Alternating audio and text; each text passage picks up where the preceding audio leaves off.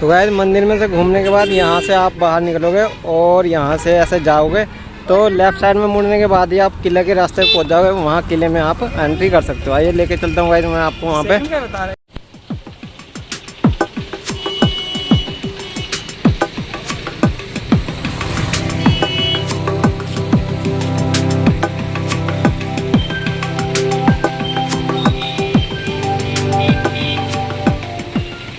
तो गाइस आपको मेरे सामने श्री राम राजा मंदिर द्वार दिखाई दे रहा होगा और इसी के जस्ट सामने आप देख सकते हो ये चौक है। चौक के बिल्कुल सामने मंदिर के गेट के सामने ही आपको किले का गेट दिख जाएगा और ये कुछ रास्ता इस प्रकार है। आइए आपको लेके चलता हूँ मैं।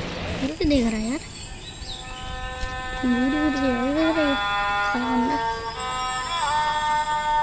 ओरछा किला परिसर में आपका स्वागत है। ये एक ऐसा शानदार किला है जो आपको अपने विशाल आकार और खूबसूरती से चकित करने के साथ साथ अपनी तमाम कलाकृतियों और भित्ति चित्रों के बारीक व महीन काम से हैरान भी करता है। तो आइए 16वीं शताब्दी में बनी इमारतों में प्रवेश करें और उस वक्त की शाही, कुलीन और आम लोगों की जिंदगी की कल्पना करें। तो गाइस आपको दिखा रहा हूँ मैं। यहाँ से आपको टिकट काउंटर है, यहाँ से आप टिकट ले सकते हो और 50 रुपीज़ आपको काउंटर पर टिकट मिलेगा, इंडियंस को और फॉरेनर को अलग। तो आइए यहाँ से ले लिया हमने टिकट और अब यहाँ पे सामने जाएंगे। यहाँ पे हमारे को वॉइस गाइड के लिए मिलेगा माइक और उसको लेते हैं हम। फिर आइए चलते हैं। 15 साल तक का उधर मिलेगा 50 रुपये का।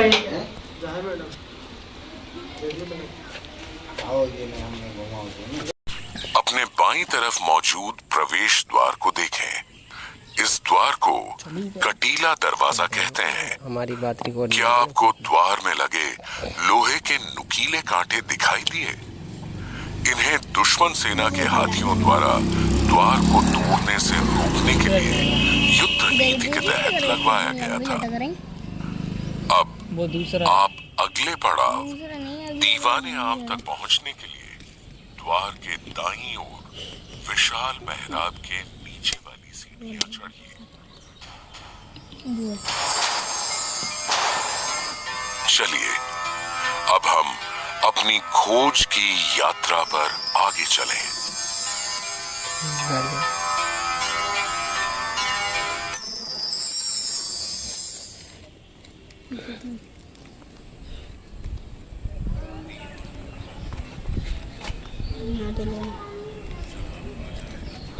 दीवाने आम का अर्थ है वो जगह जहां राजा अपनी प्रजा से मिलते थे। इसे राजा मधुकर शाह ने बनवाया था। सभागार में जाने से पहले अपनी दाहिनी तरफ स्थित खिड़कियों को देखना न भूलें।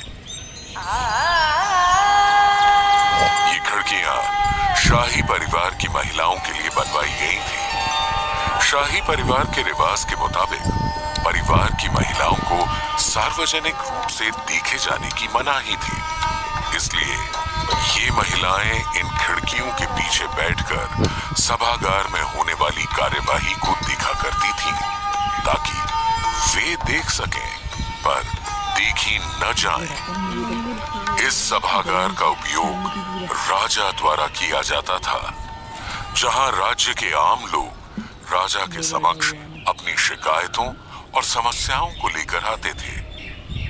क्या आपने यहाँ ऊपर जाते हुए 3 स्तर देखे? सबसे निचला स्तर आम लोगों के लिए था। बीच वाला राजा के मंत्रियों के लिए आरक्षित था।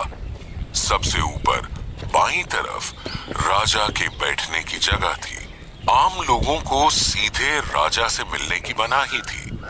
उनकी लिखी शिकायतें मंत्रियों व उच्च अधिकारियों को दी जाती थीं, जिन्हें राजा के सम्मुख प्रस्तुत किया जाता था।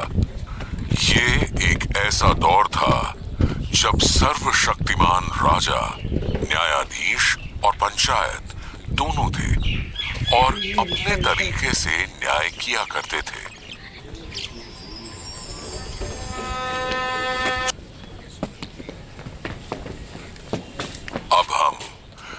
राजा महल के मुख्य द्वार पर हैं, जिसे पूर्वी प्रवेश द्वार भी कहा जाता है। इसकी निर्माण तिथि के बारे में कुछ विवाद है, पर ऐसा माना जाता है कि इसे 16वीं शताब्दी की मध्यावधि में बनाया गया। आप देखेंगे कि इस महल के बाहरी हिस्से में कोई अलग मंजिलें नहीं बनाई गई और ये ज्यादातर सादा कोरा सा लगता है। हालांकि इस महल में कुल 5 तल हैं, किंतु देखने में ऐसा प्रतीत होता है कि इस महल में केवल 1 तल है। इस पर भी गौर कीजिए कि यहाँ एक भी गुंबद नहीं है। इतिहासकारों के अनुसार ये बुंदेला शासकों की दूरदर्शिता व कुशल कूटनीति ही थी कि उनका राज्य शांत और दुश्मनों से पूरी तरह सुरक्षित था। शायद यही कारण है कि यहाँ की इमारतें भारत के अन्य स्मारकों की तुलना में बेहतर रूप से संरक्षित हैं। भारत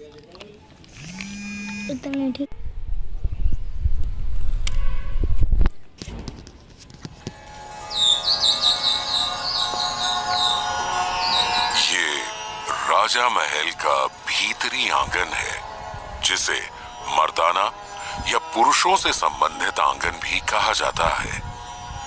कुछ देर यहाँ ठहरकर खूबसूरत मेहराबों और बालकनियों का आनंद उठाएं।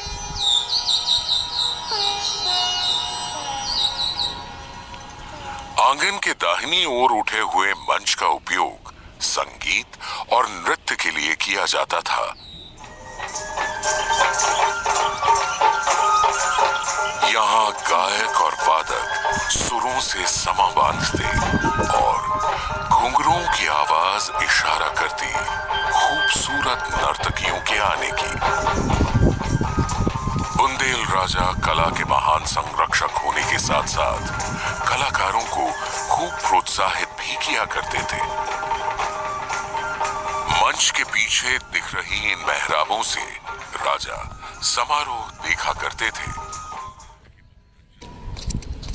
ये बारादरी है, यानी शाही परिवार के सदस्यों के भोजन और औपचारिक या अनौपचारिक बातचीत की जगह। मेहराबों के ऊपर दीवारों में आपको धातु के मजबूत छल्ले लगे दिखाई देंगे। इनका उपयोग उन भारी पर्दों को लटकाने के लिए किया जाता था, जिनकी ओट में शाही परिवार के लोग किसी को दिखाई नहीं देते थे। हवा बहने और ठंडक के लिए बीच वाली मेहराब को खुला छोड़ा गया था। मेहराब से बाहर की ओर देखिए, यहाँ पानी से भरा टैंक रखा होता था। महल की नौकरानियां इसकी सतह को फूलों से ढकने के कितने पार्ट हो गए? अब हम जनाना यानी महिलाओं के आंगन में हैं। ये महल शाही परिवार की सभी महिलाओं के लिए बनाया गया था। इसमें कुल 136 कमरे हैं, जिनमें से 36 नीचे और 100 कमरे ऊपर की तरफ हैं।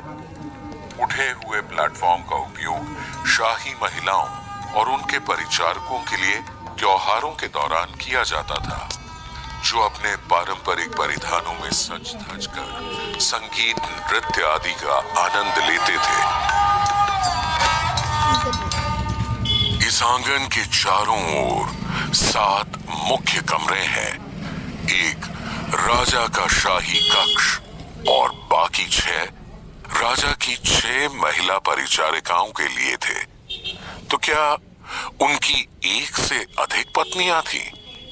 हम इस बारे में केवल अटकलें लगा सकते हैं, पुख्ता तौर पर कुछ नहीं कह सकते। सभी कमरे 16वीं शताब्दी की खूबसूरत कलाकृतियों से सजे हुए हैं। इन कमरों में बनाई गई इन कलाकृतियों को ध्यान से देखिए। ये बुंदेली कलम या बुंदेली कला के नाम से प्रसिद्ध है।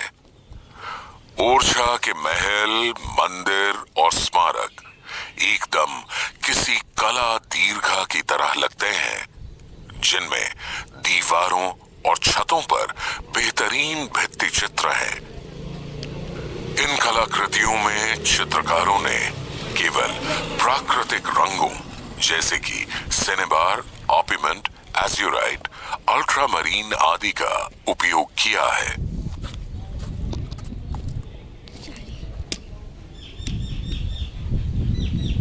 अब हम उस कक्ष में हैं जहां कभी राजा की महिला सहायिका रहती थी। इस कमरे की दीवारों व छत पर मौजूद सभी कलाकृतियां 17वीं शताब्दी की हैं और इनमें से बहुतों का विषय हिंदू पौराणिक कथाओं से संबंधित है। हिंदू धर्म में भगवान ब्रह्मा को निर्माता, भगवान विष्णु को पालनहार और भगवान शिव को संहारक कहा गया है। मान्यताओं के अनुसार लौकिक व्यवस्था बहाल करने के लिए भगवान विष्णु कई बार पृथ्वी पर अवतरित हुए हैं। ऐसा माना जाता है कि वे 9 अवतारों के रूप में पृथ्वी पर अवतरित हुए थे। उनके 9 अवतारों को आप प्रवेश द्वार के ऊपर छत पर बनी कलाकृति में विस्तृत रूप में देख सकते हैं। पूरे ओरछा में सैकड़ों अज्ञात कलाकारों ने बुंदेल कला की अपनी विरासत को अंकित किया है और हम सौभाग्यशाली हैं कि आज भी उसे देख पा रहे हैं, उसका आनंद ले पा रहे हैं। यहाँ की खूबसूरत कला देखने के बाद अब हम अपने अगले पड़ाव रानी के निवास के लिए पहली मंजिल पर चलेंगे।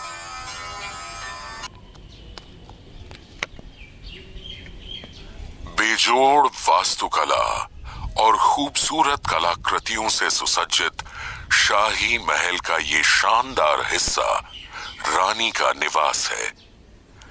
इसकी छत पर एक नजर डालें। यहाँ ये विस्तृत कलाकृति शरद ऋतु के महीने के एक त्योहार को दिखा रही है, जिसमें महिलाएं उपवास रखती थीं। वे नदी में स्नान कर पूजा पाठ के लिए नदी का जल लाती थी। इसके बाद उस पानी को तुलसी के पौधे पर डालकर प्रार्थना की जाती थी। रानी नदी के पार भगवान राम का एक सुंदर मंदिर बनाना चाहती थी। वे चाहती थी कि वह मंदिर उन्हें इस कमरे से ही दिखाई दे।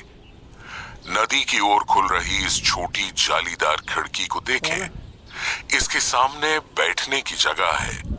मान्यता है कि रानी गणेश कुंवरी ने इस तरह से योजना बनाई थी कि अपने कमरे की इस खिड़की पर बैठकर बिना नदी पार करे वे अपने आराध्य के दर्शन कर सकें। अगले पड़ाव पर जाने के लिए भूतल पर वापस जाकर राजा महल से बाहर आए, जहां आपके ठीक सामने आपको एक शिव मंदिर दिखाई देगा। अब दाईं ओर चलिए और 10वें पड़ाव पर पहुंचने के लिए दिए गए दिशा संकेतों का पालन कीजिए।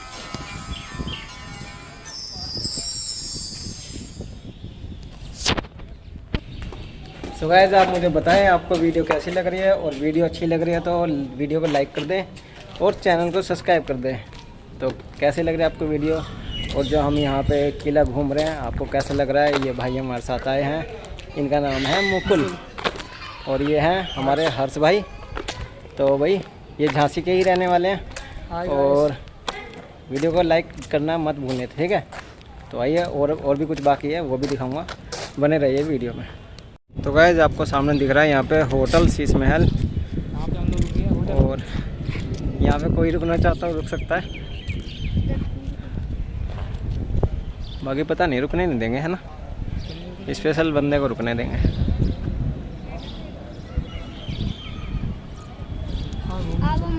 तो आइए लेके चलता हूँ आपको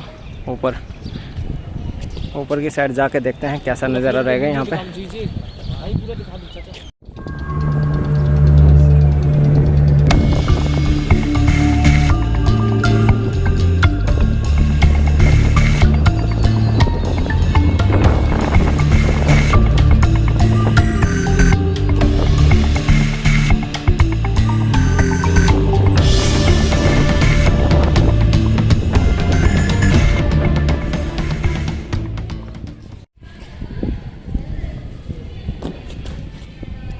गाइस देख सकते हो आप यहाँ पे, ये कितना अच्छा लग रहा है और प्राचीन कलाकृति के साथ आपको मैं यहाँ पे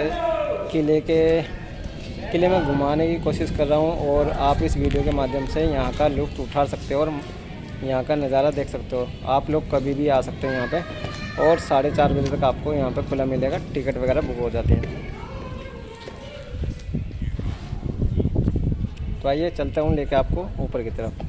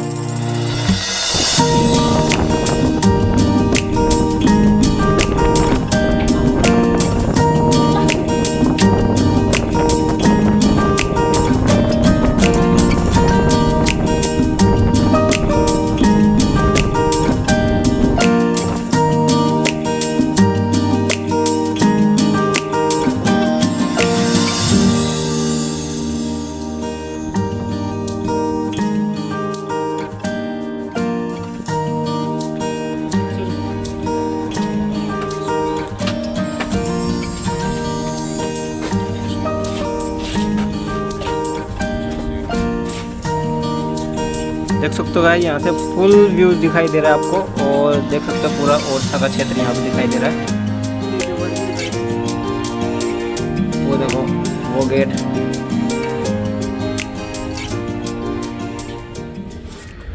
आइए चलते हैं नीचे की ओर।